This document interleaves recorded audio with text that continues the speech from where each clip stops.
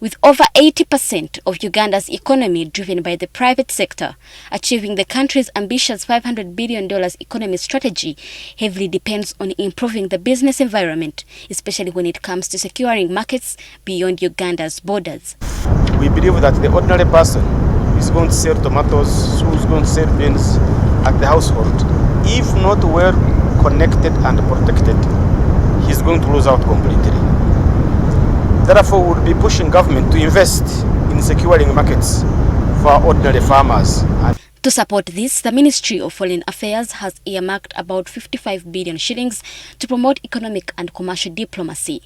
This includes holding more joint permanent commissions and working to eliminate non-tariff barriers that have constantly hindered trade across borders. As you know, time and again, Ugandan farmers with the poultry products or dairy products have a challenge to access markets within the region. Now, these challenges don't just go away overnight. They go away because the Ministry of Foreign Affairs has sat with colleagues from Nairobi and discussed how we do away with these NTBs. And we do that on a regular basis. So these resources we are talking about are to enable us to have discussions with these markets to ensure that we do not only supply part-time, but we have market presence within the region, such that if you went to Carrefour in Kenya, you will find Lato milk consistently. But deep-rooted constraints continue to undermine these efforts. Uganda is a big beef producing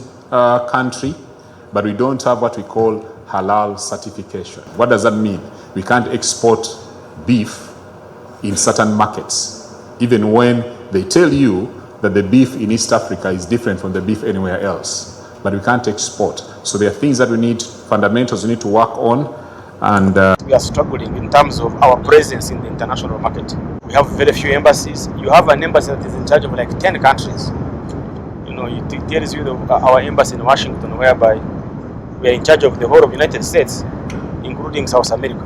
But this is where markets are, and therefore our international presence matters a lot in terms of securing markets. In fact, it is my wish that we should be replacing a number of staff from our embassies, just specifically that we can have commercial attaches. One of the key reasons why African countries struggle to secure and maintain international markets is the lack of trust in their ability to deliver consistent supply and meet required quality standards.